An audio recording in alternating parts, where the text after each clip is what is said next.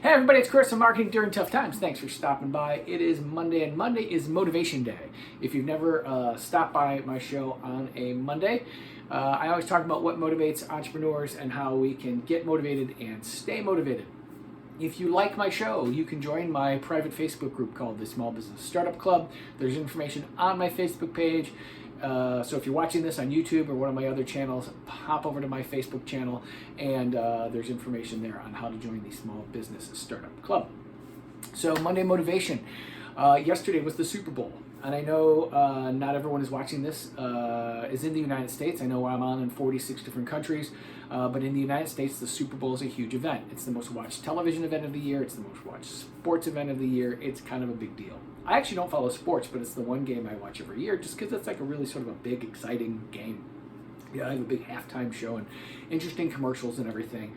And this game was extra special because one of the players is a guy named Tom Brady, and he is the oldest quarterback in the league. He might even be the oldest player in the league.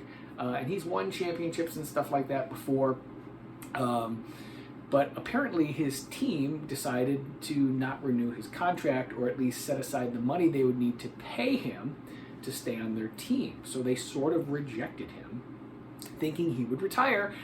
And instead he went to another team and they became Super Bowl champs. And so it's this great story of an older guy, like in his 40s, which is old by football standards, leading this team that had never really done anything to a championship. And they talked about, like, well, what was his motivation behind this? Well, he didn't need the money, right? He already had the money. He had already won more championships than anybody had ever won anyway, so he had nothing to prove. He was risking injury, because you're always risking injury, especially at his age. He was risking having a bad season. He was risking failure, all sorts of things, right? He could have went out on top, and he really risked that to go play for this team that had never won anything. And so they're like, what was his motivation? Because he came out and he played incredible. He had this incredible, especially the second half of the season, and especially this game. It was a championship game and a championship performance. And one of the things people speculated was it his team, his former team, rejecting him? You know, were they like, you know, we didn't set aside the $50 million to pay you. We didn't put you on our special list of players. So they sort of rejected him. Did that rejection fuel him so he felt like he had to prove them wrong? He had to prove that he is in fact still the best quarterback in the game. He still has it in him for at least one more season, and probably one more season after this, that he's still a champion. So that motivation may have come from the rejection, that he just had to prove them wrong.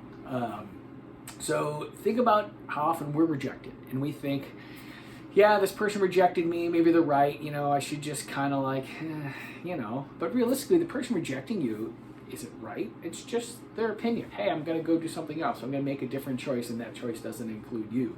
And you might feel rejected, but that doesn't mean the person's right.